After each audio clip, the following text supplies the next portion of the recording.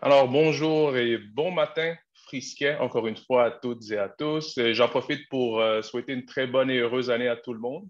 On a encore le droit de se souhaiter bonne année, on est toujours au mois de janvier. Alors, aujourd'hui, nous sommes réunis pour la première d'une série d'explorations de 5 traitant du mentorat inclusif. Et puis, le tout vous est propulsé par l'accélérateur mentoral de Mentorat Québec. Une exploration vous sera présentée chaque mois entre le mois de janvier et le mois de mai 2022. La prochaine étant le 17 février, à noter à l'agenda, qui sera toujours en mode Zoom virtuel. La situation oblige, bien sûr. Et puis, on espère que vous pourrez consulter aussi la programmation pour connaître l'horaire des prochaines explorations qui viendront entre janvier et mai. Alors aujourd'hui, nous allons explorer la thématique suivante. Comment le mentorat peut aider à contrer et prévenir les microagressions en milieu de travail? La séance sera enregistrée et puis les enregistrements ainsi que les versions balado vous seront disponibles sur la page de l'accélérateur mentoral sur le site web de Mentorat Québec dans la section membres. On vous invite par le fait même à devenir membre pour avoir accès à une panoplie de contenus sur le mentorat ainsi qu'aux rediffusions de toute la panoplie d'activités qui ont eu lieu au cours de ce mois du mentorat. Et puis, restez surtout des nôtres pour la suite. Il y aura un prochain panel aussi qui viendra clôturer le forum du mois du mentorat. Alors, quelques explications par rapport au déroulement de la nomenclature aujourd'hui. Alors, nous allons commencer par une mise en contexte et puis une présentation de nos panélistes.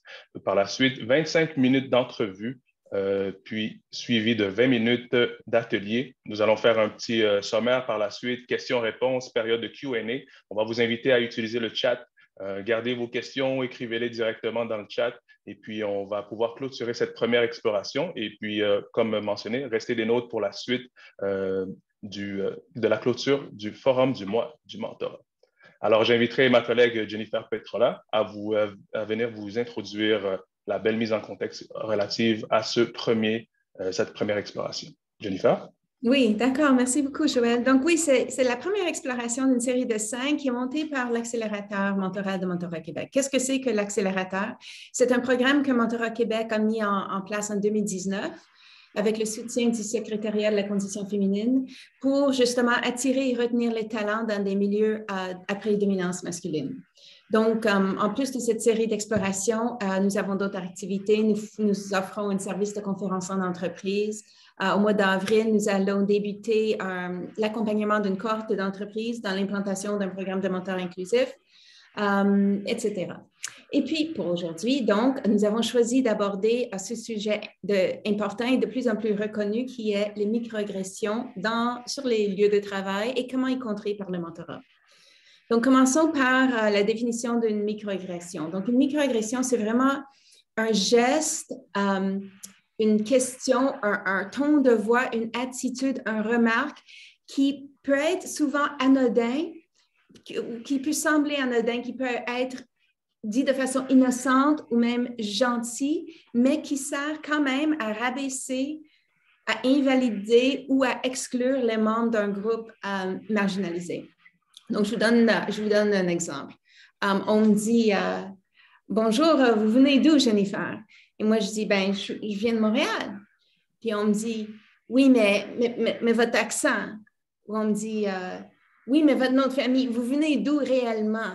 Vous venez d'où d'origine? » C'est une question innocente, c'est la curiosité, mais moi, du coup, je suis moins à ma place à Montréal que quelqu'un qui a un autre accent que le mien, qui a un autre nom de famille que le mien. Okay? Autre exemple, je conduis l'auto avec un homme à mes côtés. Je ne le connais pas, il ne me connaît pas. Je conduis quelques minutes, puis il me dit « Hey, tu conduis bien, tu conduis comme un homme. » Lui, il veut être gentil, il veut me faire un compliment, mais moi, du coup, le groupe dont je fais partie, un groupe de genre féminin, ben, c'est pas bon, ce groupe-là. Ils sont inférieurs sur la plan de la conduite. Donc, c'est 2 exemples parmi d'autres de microagressions. Micro, non pas parce que l'effet est petit, parce que ça peut être très blessant, mais parce que c'est parfois difficile à décerner, à mettre le doigt dessus. C'est souvent sournois, c'est souvent glissé, c'est souvent même pas intentionnel.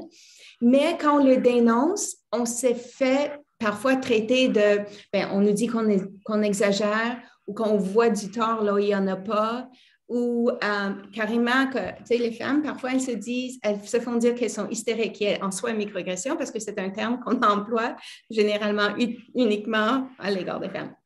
Donc, les microagressions, tout ça, c'est un petit peu le nouveau visage de l'exclusion au travail. On n'a plus le droit de manifester le sexisme ou le racisme flagrant, mais les microagressions viennent un peu prendre de place. À toi, Joël. Pour discuter davantage aujourd'hui de cette thématique qui, comme on l'a mentionné, se doit d'être davantage dans les discours, se doit d'être davantage dans la sensibilisation, autant en entreprise qu'en société. Nous, Mentorat Québec, l'accélérateur mentoral, a le plaisir d'avoir deux panélistes aujourd'hui. Nous avons Mme Mano Malou, qui est directrice principale du crédit commercial à la Banque Toronto Dominion, communément appelée pour les intimes TD. Et puis, elle est titulaire aussi d'un diplôme d'ingénierie commerciale et de gestion de l'Université catholique de Louvain-de-Neuve en Belgique. Elle est aussi détentrice du titre CFA, Chartered Financial Analyst. Madame Mano est passionnée de l'avancement des femmes entrepreneurs, en plus d'être accréditée femme banquière entrepreneur à la Banque TD. Elle est mentor auprès des femmes entrepreneurs et immigrantes noires d'Afrique et collabore avec plusieurs organismes qui soutiennent les causes des femmes vivant en situation de handicap. Madame Mano a remporté 2 prix lors du gala 2021 de l'Association des femmes en finance du Québec et elle a été aussi finaliste dans les catégories femmes d'exception engagées dans sa communauté pour le gala 2021 du Réseau des femmes d'affaires du Québec. Nous avons aussi le plaisir de recevoir avec nous ce matin Mme Mona Lisa Prosper, qui est directrice du nouveau programme dédié aux entrepreneurs noirs de Futurpreneurs Canada. Avocate de formation, elle cumule beaucoup d'expérience en entrepreneuriat ainsi qu'en ressources humaines, tout autant qu'en développement économique. Très impliquée dans sa communauté, elle est présidente de la Jeune Chambre de commerce des femmes du Québec, en plus de siéger sur plusieurs autres conseils d'administration, une fière ambassadrice de l'importance de la gouvernance inclusive. Elle est impliquée dans différentes organisations qui mettent de l'avant la diversité, l'équité et l'inclusion. Mesdames, merci d'avoir répondu à l'appel de manière favorable et puis de débuter cette série de 5 explorations avec nous en cette nouvelle année. Alors, bon matin à vous. Merci d'être des nôtres. Est-ce que vous êtes présentement avec nous? Oui. Bon matin, merci beaucoup. Je suis très heureuse d'être avec vous aujourd'hui. Super. Madame Malou, vous êtes avec nous aussi? Oui, Joël, je te vois bien. Parfait, super. Alors, on va ouvrir le bal par une première question que je vais adresser à Madame Prosper. Mona Lisa, est-ce qu'on peut s'appeler par nos prénoms? Absolument. Parfait. Alors, Mona Lisa, c'est suite au mouvement de protestation à la mort de George Floyd au Minneapolis que Futurpreneurs Canada a développé un programme exclusivement dédié aux entrepreneurs de la communauté noire, soit le BESP, qui a été lancé à la fin mars 2021. Alors, juste en guise de mise en contexte, où se situait la position de Futurpreneurs en ce qui a trait à l'inclusion et la diversité et quels éléments ont contribué à la nécessité de bâtir un tel programme adressé à une clientèle spécifique? Oui, mais c'est une très bonne question. En fait, c'est ça. D'abord et avant tout, Futurpreneurs a toujours accompagné de nombreux jeunes entrepreneurs à travers le Canada, issus de différents milieux. Donc, la diversité et l'inclusion ont toujours fait partie des valeurs un peu intrinsèques de Futurpreneurs, sans pour autant que ce soit de manière formelle.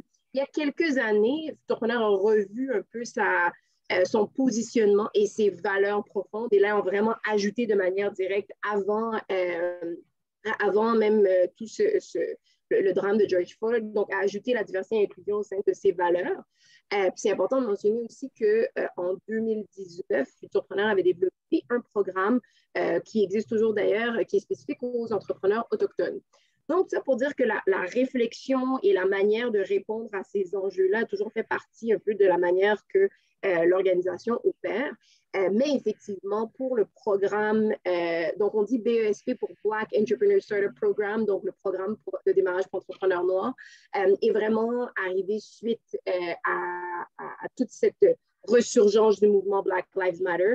Et Futurpreneurs a voulu juste être beaucoup plus intentionnel dans sa manière de briser le plus que possible les différentes barrières systémiques auxquelles les jeunes entrepreneurs noirs font face. Donc, il y a eu, disons, un deuxième moment de réflexion à voir. Maintenant, notre processus, on va le repasser au peigne fin et voir à chacune des étapes, est-ce qu'il y a certains éléments qu'on pourrait améliorer, changer, modifier pour vraiment venir répondre plus adéquatement aux besoins que rencontrent en fait, aux besoins des jeunes entrepreneurs noirs et aussi aux enjeux auxquels ils font face. Et c'est comme ça que le programme est né. Voilà, donc je pense que j'ai beaucoup parlé, mais je pense que j'ai fait le tour des différents éléments qui étaient demandés. Ah, ce n'est que le début de toute façon. Et puis, dans ces éléments-là de réflexion, c'est quelle part jouent les microagressions dans cette cogitation de l'édification de ce programme-là, puis soit l'accès au financement, l'accès à avoir un mentor. Quel rôle ça a joué là-dedans dans la prise de position? Ben, c'est intéressant parce que moi, en fait, j'ai rejoint Futurpreneur pour diriger ce programme-là. Donc, moi, j'ai joint Futurpreneur à la fin du mois de mars de l'année dernière. Et je me rappelle, à mon arrivée, j'avais déjà disons, mon calendrier de onboarding, comme on dit. Et c'était le début de différentes séances de diversité et inclusion. Donc, au sein de l'organisation, on a on n'a pas un programme, on a un comité diversité et inclusion. On a aussi une personne qui siège sur le comité de direction qui est notre Head of Diversity and Inclusion. Donc, quand on pense à des micro-agressions, c'est sûr que là, il faut aller changer la mentalité un peu des gens, de tout le monde, que tout le monde fasse un peu une introspection à voir, est-ce que j'ai des biais inconscients, comment est-ce que je réagis de certaines fois, parce que souvent, les gens qui comment dire, font les micro-agressions ne s'en rendent même pas compte. Donc, il y a un travail un peu d'éducation à faire pour une prise de conscience. Et donc, dans cette semaine-là, quand je suis arrivée, je me rappelle, on avait une formation sur les biais inconscients, justement. On a parlé de qu'est-ce que c'est que le privilège blanc, comment on s'en rend compte. Donc, déjà, là, au sein de l'organisation, pour tout le monde, en dehors de ces programmes-là, il y a cette éducation-là et ce besoin de prise de conscience qui se fait auprès de tout le monde pour éviter justement que, même en dehors des programmes spécifiques qu'on offre, qui sont délivrés par des personnes avec expérience vécue, comme on dit. Donc, par exemple, c'est important pour l'organisation que toute l'équipe du programme dédié aux entrepreneurs noirs soit des personnes qui s'identifient comme noirs aussi, pour avoir une meilleure proximité, pour comprendre les enjeux. Même chose pour le programme pour les entrepreneurs autochtones. Par contre, il y a une grande diversité d'entrepreneurs qui viennent parler à toutes les autres personnes de notre organisation. C'est important pour tout le monde d'avoir la même compréhension. Donc, l'organisation fait un gros travail d'éducation auprès de tout le monde pour s'assurer qu'on soit, en fait, pour s'assurer qu'on soit équitable, puis que tout le monde reçoive le même traitement et prenne conscience de ces différences. Absolument, de ramener ça à soi, de faire en sorte que tout le monde comprenne que l'acte de changement doit passer par les acteurs de changement et puis que tout le monde est appelé à personnifier ce changement-là. Exactement. Et puis, à titre d'exemple, est-ce qu'il y aurait des exemples que vous pouvez nous donner en termes de microagressions auxquelles font face les entrepreneurs? Mon Dieu, puis je pense, puis ça c'est vraiment, je parle plus largement, là je ne parle pas nécessairement chez Futurpreneur comme tel, un entrepreneur qui présente un projet d'entreprise pour aller chercher du financement, par exemple, juste, par exemple, dans une institution financière, se présenter le regard que la personne à la banque ou autre institution va porter sur la personne juste à cause de ce à quoi elle ressemble. Les questions qu'on va poser peuvent être différentes si, je vais prendre un exemple, un entrepreneur, par exemple, noir, qui se présente avec son cofondateur qui est un entrepreneur blanc. Souvent, les personnes vont s'adresser tout de suite à la personne blanche avant de s'adresser, par exemple, à la personne noire. Il y a beaucoup et c'est sournois, et souvent les gens le font sans même se en rendre compte, mais c'est important de prendre conscience de ces enjeux-là en anglais, on dit check yourself. Hein? Donc, de prendre le temps de réfléchir à comment on agit et pourquoi on fait certaines assumptions. Je suis vraiment désolée, je parle en anglais beaucoup trop souvent dans mes journées, donc ça me vient en franglais. Voilà, donc ils assument déjà certaines choses sans même s'en rendre compte.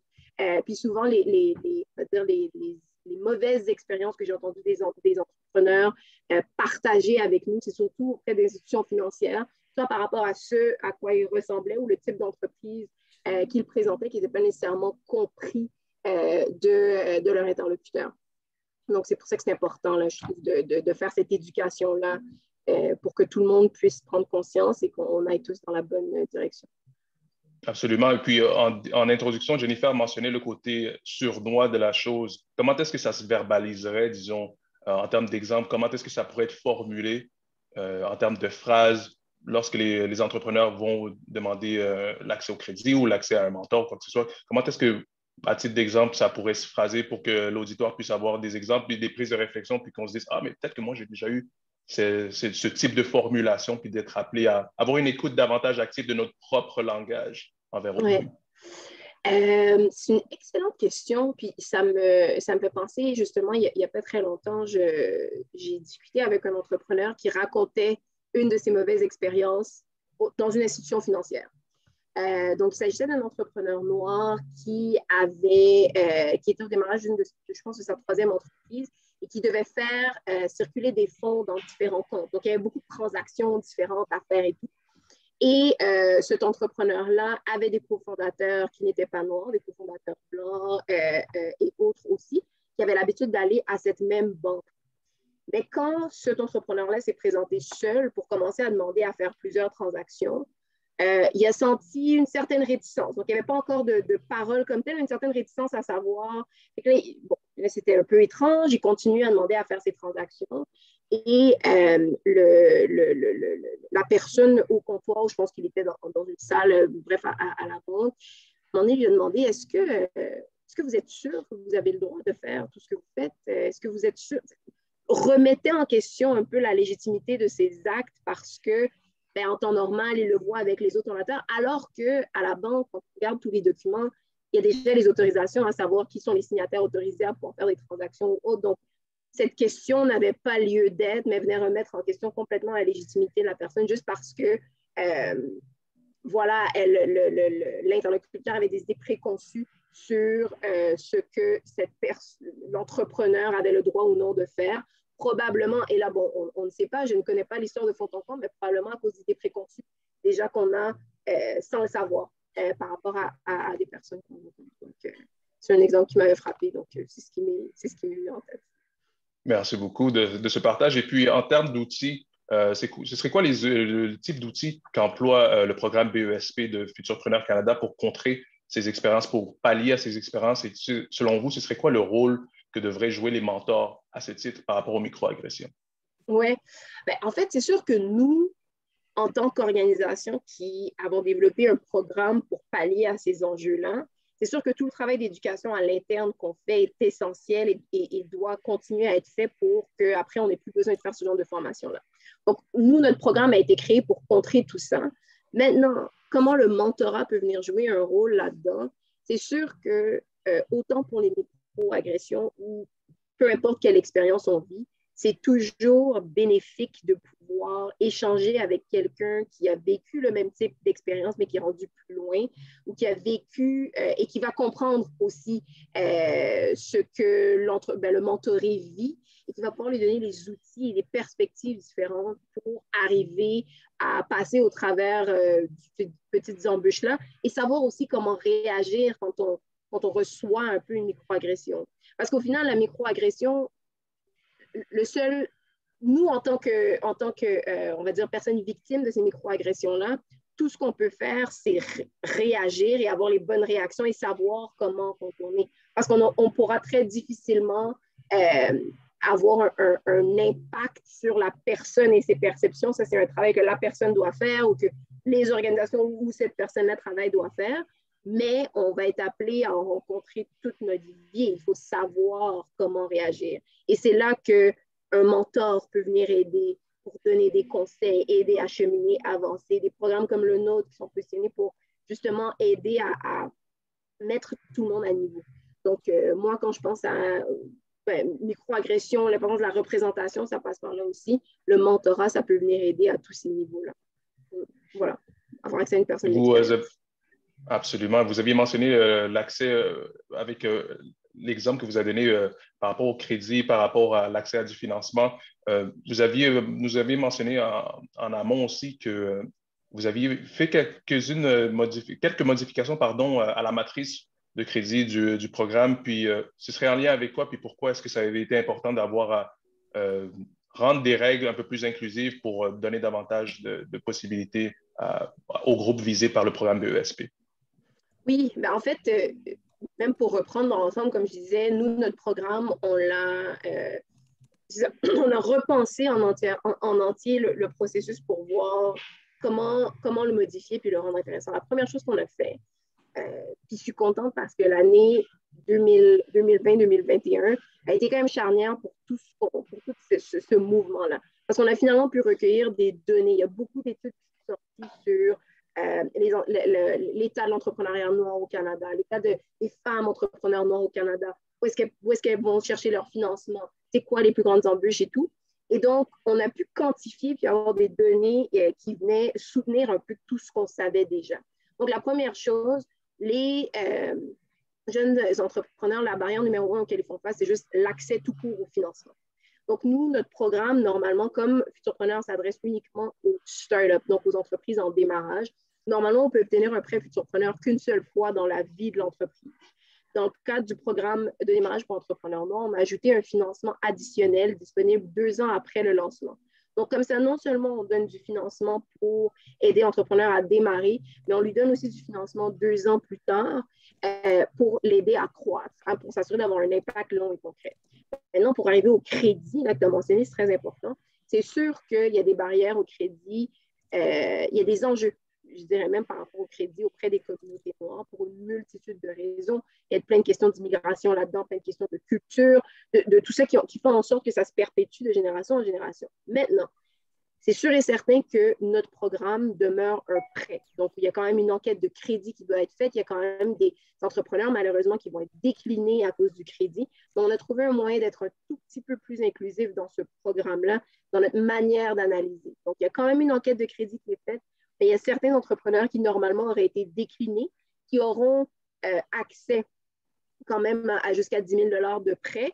Mais c'est ça, c'est un peu le volet de notre programme qui est beaucoup plus difficile à expliquer parce que quand il s'agit de crédit, c'est une analyse complète qui est faite. Mais tout ce qu'on peut dire, c'est qu'à ce niveau-là, on a pu assouplir un peu notre manière d'analyser et des fois, ça donne un petit peu plus de chance que tout. Mais ne pas comprendre ici qu'il n'y a pas d'enquête de crédit, malheureusement, il y en a encore une, comme il s'agit d'un prêt. On verra dans des années s'il y aura un programme de bourse qui sera ajouté à ça, ce serait génial. Et à ce moment-là, on n'aurait pas cet enjeu de crédit, mais pour l'instant, il est encore là. Super, merci beaucoup pour ces réponses. Alors, je vais m'adresser maintenant à Mme Mano Malou. Alors, Mano, si tu me permets de t'appeler par prénom, qu'on puisse… Oui, bien sûr, Joël. Parfait. Alors, Mano, vous avez une vaste expérience vis-à-vis le mentorat. Vous avez déjà cumulé 4 mentors, dont quelques-uns au sein de l'ATD, où vous travaillez déjà depuis 4 ans. Vous avez aussi longtemps été mentor. Vous avez aussi vous-même mentoré longtemps des mentorés autant femmes qu'hommes, et dans les milieux de la finance et de l'entrepreneuriat. Est-ce que la discrimination sous forme de microagression est quelque chose dont vous avez été témoin dans ces milieux, autant l'entrepreneuriat que la finance? Oui, alors pour mettre la table, déjà, moi, je suis donc une personne en chaise roulante suite à un accident de voiture. Donc, puis je suis une personne noire, puis je suis une femme. Donc, la microagression, on peut dire que je connais. Puis, donc, moi-même, je l'ai vécu. Puis, présentement, je travaille dans le milieu bancaire, donc commercial banking, puis la majorité des gens, ce sont des hommes. Donc, là aussi, je vois aussi la différence entre être un homme puis une femme. Donc, oui, puis des exemples, j'en vois à tous les jours, des exemples, j'en vis à tous les jours. Donc, mais ce que je voudrais dire, ce n'est pas vraiment le fait qu'il y en a, c'est comment aussi on les transforme. Donc, je ne sais pas si ta question, qu'est-ce qu'elle voulait… À savoir, est-ce qu'il y a une distinction à faire entre une remarque, disons, inconsciemment mal placée ou un propos consciemment agressant? Est-ce qu'il y a une nuance qui pourrait être portée et comment est-ce qu'on peut faire la nuance entre ces deux types de propos qui peuvent être dits à quelqu'un, puis est-ce qu'un mène nécessairement à l'autre? Mais je veux dire, moi, dans la vie de tous les jours, j'ai ce genre de questions. Quand tu arrives seule dans une conférence, tu es la seule femme, c'est sûr, on va dire, par exemple, pour les toilettes. Parfois, il n'y a pas de toilettes pour les personnes handicapées, ce que je trouve qui est quand même aussi déjà une microagression en partant. Donc, ce sont des exemples de tous les jours. Mais ce que je voudrais dire, c'est qu'il n'y a pas tellement de nuances à faire, c'est plutôt la personne qui les subit, elle commence à avoir comme, en tout cas, moi, j'ai l'habitude maintenant, là, donc ça ne me touche plus. Puis, par le mentorat, parce que je voudrais arriver au mentorat, le mentorat, c'est ce que ça m'a permis de faire. Ça m'a permis d'aller au-delà de ça, parce que les microagressions, il y en aura toujours, les remarques, il y en aura toujours. Puis, comme disait déjà Jennifer en partant, c'est la personne pense bien faire, mais le résultat n'est pas escompté. Donc, c'est surtout par le mentorat que la personne qui les subit pourra passer au travers. Il n'y a pas comme une nuance entre une microagression ou une remarque. L'effet dépend de la personne qui le reçoit. Oui, oui. Et c'est là, parce que vous, Manon, vous êtes vous avez porté les deux chapeaux. Exact. Donc, aujourd'hui, quand un mentoré ou un mentoré vient vers vous, puis vous raconte quelque chose, une microagression ou une agression flagrante, on peut dire, comment est-ce que vous les accompagnez? Et donnez-nous un exemple. Par ailleurs, vous avez parlé, moi j'étais frappée lors de notre conversation, vous avez parlé du microfinancement comme une agression. Donc, pendant longtemps, vous avez été mentor pour des personnes, des entrepreneurs qui faisaient des demandes, qui montaient des projets. Puis ce que vous nous avez dit avoir remarqué, c'est que 98% des demandes de crédit se faisaient par des hommes qui, eux, pouvaient arriver avec un dossier de 3 pages et ils demandaient 1 million, alors que 2% se faisaient par des femmes qui avaient souvent une meilleure qualité de dossier, mais elles demandaient comme un pourcentage de ce que demandaient les hommes, et c'était encore plus vrai pour les femmes noires. Donc, vous, en tant que mentor, quand vous voyez ce genre de phénomène, comment est-ce que vous agissez envers vos mentorés? Et après, comment est-ce que vous agissez au niveau de quelle est votre prise de position envers les institutions? Est-ce que c'est la responsabilité d'une institution à corriger les attentes de celui qui vient leur demander un prêt, par exemple? Oui, donc, très bonne question. Puis, effectivement, donc, j'ai quand même 20 ans d'expérience dans le milieu bancaire. Puis, il y a 10 ans, ça m'a frappé de voir que moi, j'étais au département de crédit, que j'avais presque, comme tu dis, là, 2% de demandes qui viennent de femmes, encore moins de personnes noires. Là. Puis la majorité, c'était donc des hommes blancs. Puis les demandes n'étaient pas élaborées pour les personnes, les hommes blancs, puis on les acceptait. Puis j'avais peu de demandes de femmes.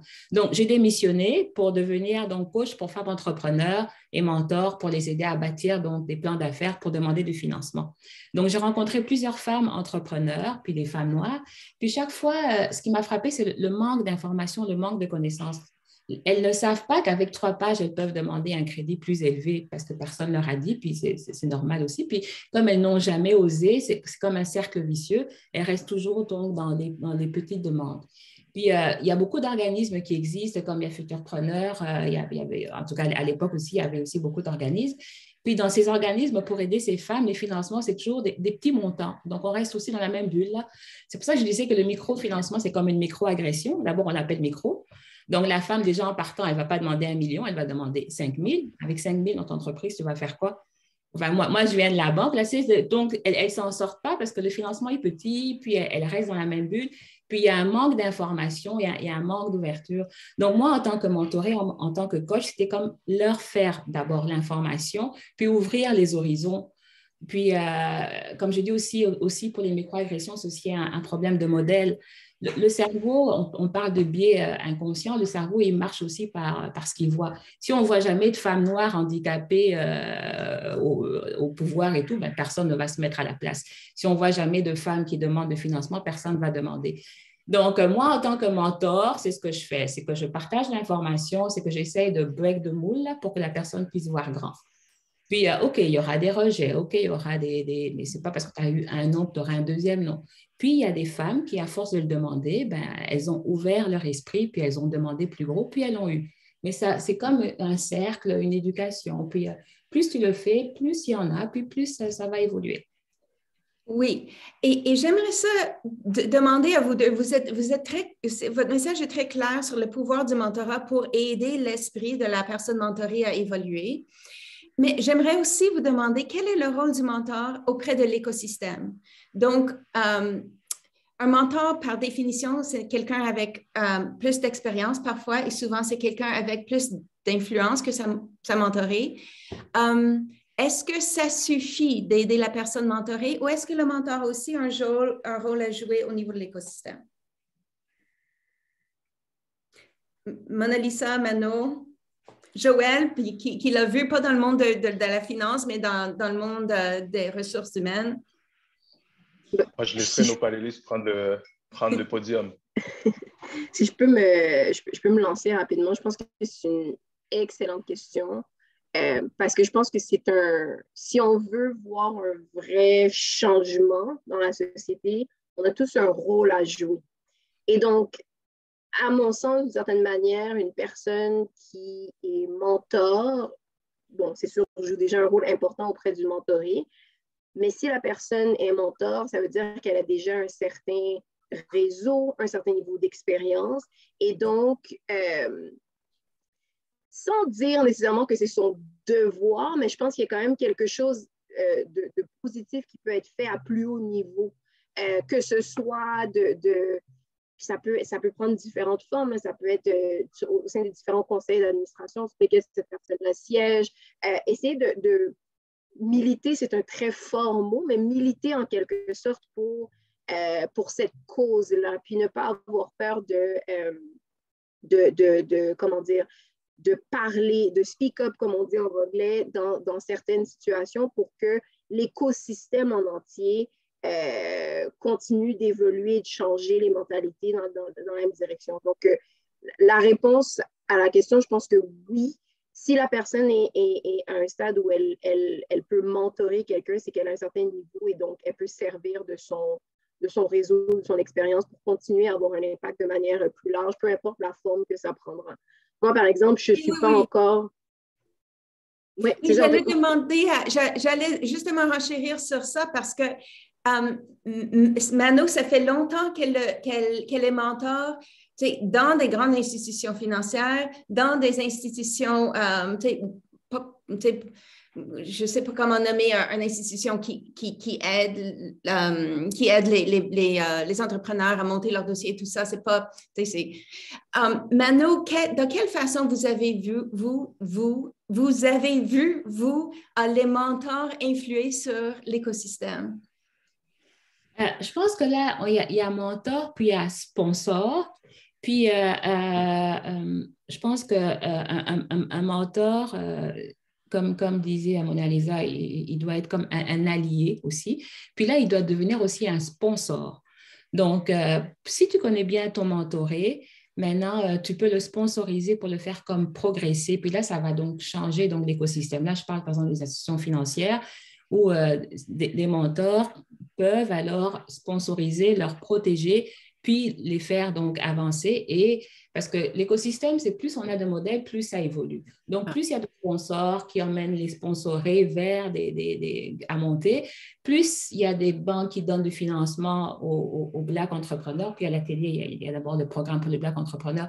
Puis, merci le gouvernement fédéral, maintenant, il y a beaucoup aussi de financement pour les entrepreneurs. Ben, grâce à ça, à ce sponsorship, ça a un impact sur l'écosystème. Parce que le mentorat, c'est quand même une relation privilégiée, ça apprend à mieux connaître le mentoré. Comme on dit, le cerveau encore, il a ses préjugés, ses biais, mais un mentor, il apprend à connaître le mentoré, donc il voit sa vraie valeur. Alors après, ça devient son rôle de le sponsoriser pour le faire progresser. Et c'est comme ça qu'on va changer l'écosystème. Et ça marche pour les femmes, pour les Noirs, pour les personnes handicapées, pour toutes ces minorités visibles. Ce que vous dites est vraiment très, très bien prouvé dans la littérature et dans les recherches. Hein. Donc, vous le dites de point de vue expérience, et puis c'est entièrement confirmé par les données. Nous sommes maintenant rendus à la partie atelier de notre temps ensemble. Donc, Joël et moi, on a réfléchi à 4 questions qu'on voudrait poser à l'auditoire. Et puis, ça sera à nos panélistes d'en débattre. Donc, chers auditeurs et auditrices, sentez-vous à l'aise de mettre vos réponses ou vos réflexions dans le chat. Nous allons les lire. Donc, voici. Première question. Nous vous invitons à identifier une situation vous étant apparue comme anodine, mais qui s'avère avoir été en fait une situation microagressive ou possiblement microagressive. C'est possible de demander la validation, d'en discuter ici. Donc, je répète la question. Identifiez une situation vous étant apparue comme anodine, mais qui s'avère avoir été une situation microagressive. Joël a demandé des exemples à Mona Lisa, donc j'aimerais partir le jeu en demandant des exemples à Joël. Joël, est-ce que tu as des exemples pour nous inspirer? Alors, un exemple qui m'est déjà arrivé à mes débuts en ressources humaines, où j'étais un jeune homme fringant avec un beau afro, et puis d'être en situation d'entrevue et de me faire... La situation d'entrevue se passe super bien, puis de me faire regarder par mon interlocuteur de manière un peu désobligeante, vos cheveux, est-ce qu'ils sont toujours coiffés de cette façon-là? Alors, moi, ça m'a donné l'impression que mon look n'était pas conforme à la norme de cette entreprise-là. Et puis, j'ai même préféré par la suite, ayant eu l'appel pour être sollicité pour la prise de poste, j'ai préféré me retirer, ne pas m'insérer dans une entreprise où est-ce que déjà en amont, il y avait cette appréhension par rapport à ma physicalité. Alors, je me suis dit que je préfère que ce soit quelqu'un d'autre qui le prenne, mais davantage que moi d'avoir à soit changer qui je suis pour plaire à. Et puis, cette situation-là est quand même quelque chose qui arrive quand même assez souvent. Alors, de me faire mettre la main dans les cheveux ou quoi que ce soit, alors c'est un petit exemple comme ça que je pourrais donner en termes de situations de microagressantes qui peuvent être vues comme étant anodines ou, ah, mais il posait juste la question pour savoir si tu étais flexible dans ton accoutrement, disons. Wow. Est-ce que Mona Lisa pourrait rebondir sur un exemple? Oui. Moi, c'était une situation où on était en groupe. Puis vous allez voir, c'est très sournois, puis la personne n'était pas du tout mal intentionnée. Hein. Donc, on était en groupe et on était plusieurs personnes issues de l'immigration, qui venaient de différents endroits, qui parlaient différentes langues avec différents accents. Et puis, il y a une personne qui nous regarde tous et qui nous dit est-ce que vous pourriez, entre vous, parler créole? Parce qu'il y avait d'autres personnes, par exemple, haïtiennes comme moi. Pourriez-vous parler créole ensemble ou d'autres personnes parler et tout? Puis, c'est souvent parce que d'un certain côté, tu dis mais la personne, elle est juste intéressée, elle veut entendre la langue et tout. Mais en même temps,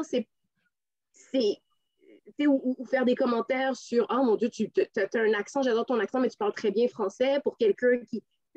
C'est des choses qui ne se disent pas et c'est ça le côté sournois de la microagression. C'est que dans un premier jet, on va se dire mais il n'y a rien de mal dans ce que la personne a dit. Non, mais c'est délicat et c'est pas acceptable dans certaines situations. En fait, c'est pas acceptable jamais. Donc, ouais, ça, c'est un exemple qui m'est venu en tête, qui m'est déjà arrivé. Bien, c'est assez frappant. Puis on a dans notre chat un auditeur qui nous a donné un exemple un petit peu sur les mêmes couleurs. Mais vous êtes des Antilles ou vous êtes pays exact. C'est merveilleux parce que vous autres, vous êtes comme ci. Vous autres, vous êtes comme ça. Et c'est merveilleux. Donc, c'est censé être un compliment. Sauf que c'est une stigmatisation. Mano, est-ce que tu as des commentaires là-dessus?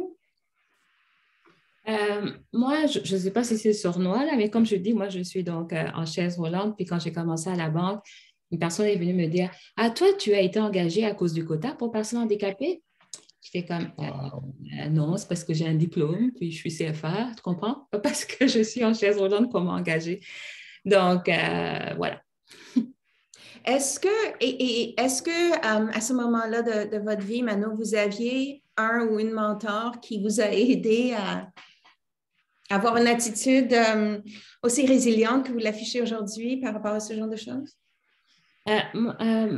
J'ai seulement eu des mentors, malheureusement, à la fin de ma carrière. Je ne savais même pas que ça existait au début. Donc, moi, mon mentor, c'est mon père. Parce que heureusement que j'ai eu mon père qui m'a aidé à passer à travers. Là. Moi, j'ai eu mon accident de voiture à 18 ans. Puis, mon père, quand j'ai eu 6 mois de réadaptation. Puis, quand je suis sortie de l'hôpital, mon père m'a dit, ça ne fait pas de différence. Là. Chaise, pas chaise, là, just go for it. Là, tu as juste une chaise, puis that's it. Donc, il m'a toujours appris à être comme résiliente, à passer à travers tout. Donc, pour moi, c'est mon plus gros mentor. Puis je pense que c'est une leçon qu'on devrait apprendre à tout le monde. Ce n'est pas les apparences qui changent les choses. Donc, c'est ce que mon père m'a appris. Wow. Absolument. Puis, tout le monde, on peut identifier des situations aussi durant lesquelles on a pu adresser une remarque volontaire ou non à quelqu'un qui, après coup, s'est avéré être une situation ou un propos micro-agressant. Est-ce que le mentorat vous a aidé à identifier ou est-ce que ça vous a vous a permis à remédier à un tel faux pas?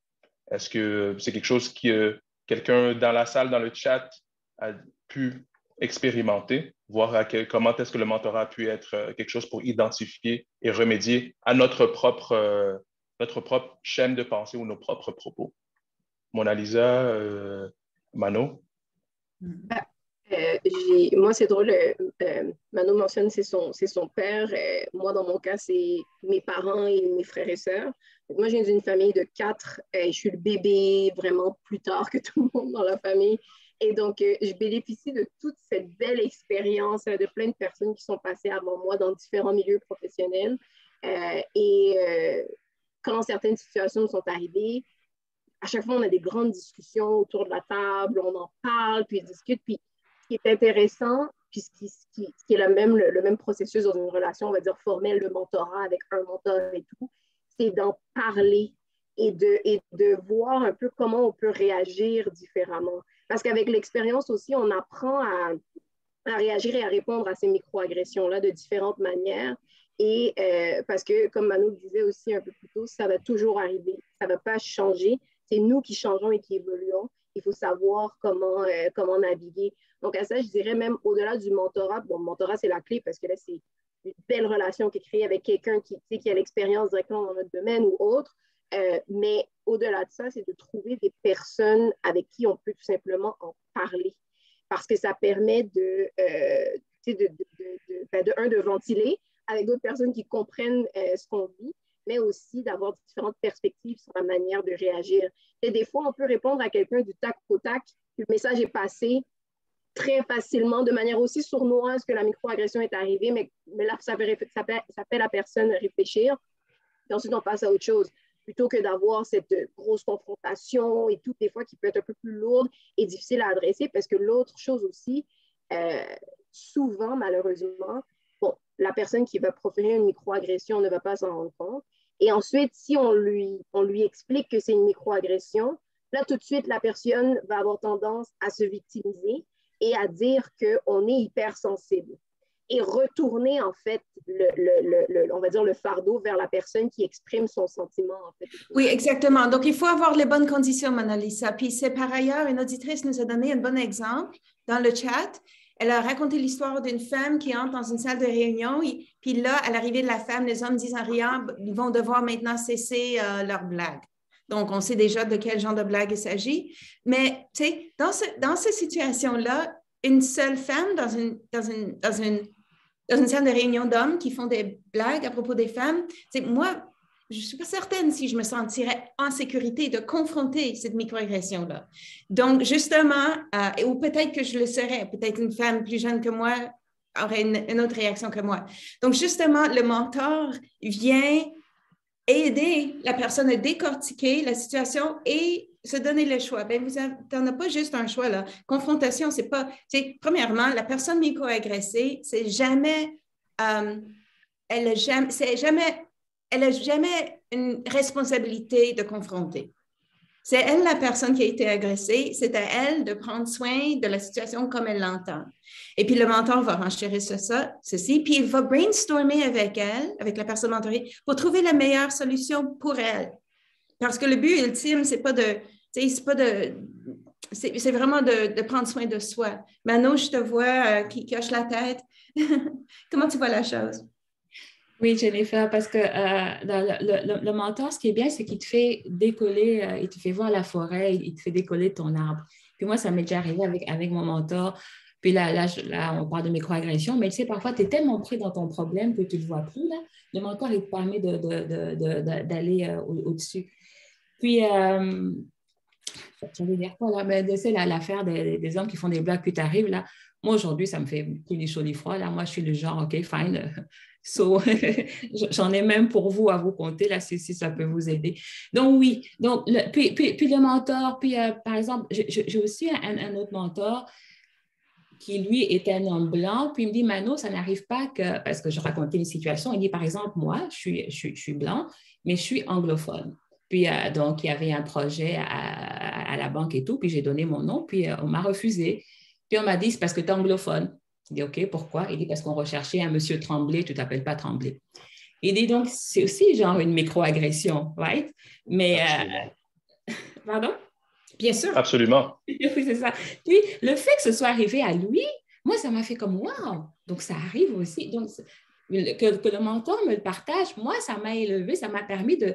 Puis, il m'a dit, OK, j'ai compris. Puis, ça m'a fait mal sur le coup.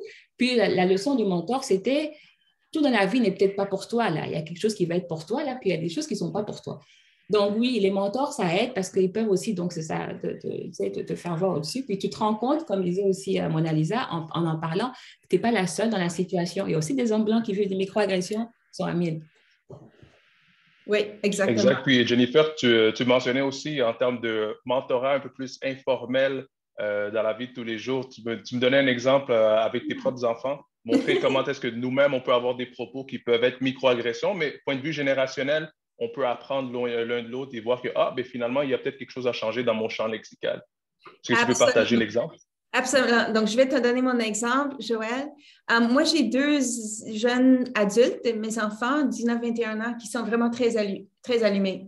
Puis, ils m'ont dit, un jour, j'ai employé un terme que la culture générale n'emploie qu'à l'égard des femmes. OK? Puis, ils m'ont dit, vous vous rendez compte que vous parlez des femmes comme ça, mais que vous n'utilisez jamais ce mot-là pour parler des hommes. Puis, du coup, ils ont entièrement raison. Ça fait partie de ma génération qui, sournoisement, sans même le réaliser, attribuait certaines qualités aux femmes et d'autres aux hommes. Jamais j'aurais employé cet adjectif pour un homme. Ils ont entièrement raison. Je propageais une discrimination, un genre de misogène, un propos misogène. Et puis, comment y remédier? Ben, c'est très drôle, Joël, parce que nous avons justement Émilie Lachance qui nous a écrit, qui nous a posé la question. Quand on fait des erreurs, parce que ça nous arrive, on fait des faux pas, comment est-ce qu'on y remédie et quel est le rôle du mentorat là-dedans?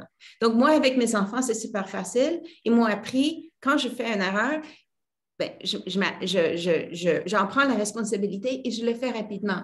Avant, je le faisais, mais je prenais mon temps. Quand j'étais prête, je prenais ma responsabilité. Une fois, je suis allée cogner à la porte de mon fils pour m'excuser pour quelque chose. Puis elle me dit, ça fait depuis combien de temps que tu te rends compte que tu as fait une erreur? Je dis, oh, ça fait 1 heure, mais je nettoyais la cuisine. Il m'a dit, j'aurais préféré que tu viennes tout de suite. Wow! Méchante claque et bonne leçon. Alors, Mano, Mona Lisa, avez-vous des leçons à nous partager quand il y a quelqu'un qui fait un faux pas, que ce soit vous ou quelqu'un d'autre? Mais moi, comme Mona Lisa disait, là, moi, je ne confronte pas, là. Puis ma mère m'a appris une chose, là, ou bien je l'ai lu, là, elle dit, quelqu'un peut penser mal de toi, là, mais toi, si tu ne le laisses pas atteindre, ça ne va rien te faire. Puis elle dit, par exemple, là, je suis en train de penser mal de toi, ça te fait quoi? Mais ça ne me fait absolument rien, parce que tu ne le sais pas, tu comprends? Donc, elle m'a appris à avoir comme, on peut penser n'importe quoi de toi, là, ce qui compte, c'est comment toi, tu vas réagir. Donc, c'est ce que j'apprends à mes mentorés aussi, puis c'est comme ça que moi, j'ai toujours vécu. Là, l'auditoire peut penser n'importe quoi de moi, j'en ai aucune idée. Mais moi, je sais ce que moi, je pense de moi. Puis c'est ça qui est important. Donc, connaître sa valeur propre, en quelque sorte. Exact. Donc là, il y a le concept du mentorat intergénérationnel. Vous, vos parents sont vos mentors. Moi, mes mentors sont mes propres enfants. Ah, mais moi aussi, mes enfants, ce sont mes mentors aussi, là. Donc, j'apprends beaucoup avec eux. Puis, intergénérationnel aussi, au travail aussi, on côtoie toutes les générations. Puis, franchement, la génération là, de nos enfants, là, ils sont vraiment ouverts. Ils sont beaucoup plus... en tout cas, ils m'apprennent tous les jours, Jennifer. Donc, oui. Comme quoi le mentorat se trouve dans toutes les sphères de la vie, dans toutes les sauces, et puis c'est quelque chose d'autant formel, informel, autant d'entreprise que dans la vie personnelle. Oui, puis dans le panel qui nous a précédé, nous avions une experte en mentorat de la France qui avait écrit quelque chose dans le chat qui m'a frappée. Elle a dit, savez, c'est moins, quelqu'un a demandé comment savoir si quelqu'un ferait un bon mentor, est-ce qu'il y a des tests psychométriques, tout ça. Elle a dit, c'est moins les tests qui comptent que l'attitude de vouloir bien apprendre et écouter l'autre. Des belles paroles, des très belles paroles de sagesse. Très belles paroles de sagesse. Donc, nous Est-ce qu'on tirons... avait des derniers commentaires? Non? Alors, oui, comme Jennifer allait l'annoncer, c'est déjà ce qui tire, la première exploration qui tire déjà à sa fin. Et puis, vous avez reçu dans le chat un lien pour passer un sondage en direct. Alors, on vous invite très fortement à nous faire part de vos commentaires, toujours dans la sphère d'amélioration continue, de s'assurer qu'on a un contenu qui vous est pertinent et percutant et que vous pouvez repartir avec davantage de connaissances, d'expérience et puis vous-même vous enrichir. Alors, on vous invite à trouver le lien dans le chat. Et puis, j'aimerais encore une fois vous réintroduire les deux fortes, intéressantes et inspirantes panélistes que nous avons reçues aujourd'hui. Alors, nous avons Madame Mano Malou, qui est directrice principale du Crédit commercial à la Banque TD. Et puis, Madame Mona Lisa Prosper, directrice du nouveau programme dédié aux entrepreneurs noirs chez Futurpreneurs Canada. Ça m'a fait plaisir, Joël et Jennifer, de participer avec vous. Et Mona Lisa. Merci beaucoup, c'est vraiment un plaisir, très agréable. Merci. Puis, de votre part. Et c'est pas tout à fait... le party n'est pas tout à fait fini pour nos participants parce que Joël et moi, par la suite, on s'est donné rendez-vous pour faire une synthèse un petit peu de vos propos que nous allons circuler aux personnes qui ont, nos spectateurs, spectatrices. Il y aura aussi un sondage pour apprécier l'utilité de cet outil-là. Et je vais bien sûr vous le circuler également, Mano et Mona Lisa. Donc, deux mots avant qu'on nous rappelle à la salle principale sur les activités à venir. Donc, comme Joël l'a mentionné en début de séance, la prochaine exploration sur le mentorat inclusif aura lieu sur l'heure du midi le 17 février. Mettez-le au calendrier. Vous pouvez déjà vous inscrire sur le site web de Mentorat Québec. Et puis aussi, nous lançons une cohorte d'entreprises que nous allons accompagner gratuitement dans l'implantation d'un programme de mentorat inclusif qui va aider à contrer les microagressions. La cohorte va se lancer à la fin avril, donc si ça peut vous intéresser, n'hésitez pas à entrer en contact avec nous. Merci. Merci beaucoup. Encore une fois, tout le monde, très bonne année 2022 à toutes et toutes. C'était Jennifer Petrella et moi-même, Joël Nawesh-Caritage. On était très fiers de pouvoir passer cette matinée avec vous. Gardez-vous au chaud, il fait encore froid, et puis restez en ligne pour la suite du panel de clôture du Forum du mois de mentorat 2022, le mentorat pour bâtir une société plus harmonieuse et inclusive. Encore une fois, merci à nos panélistes et puis à toutes et à tous. Merci d'avoir été des nôtres. À la prochaine exploration. Merci. Merci. Merci à vous. Bonne journée, au revoir. Merci.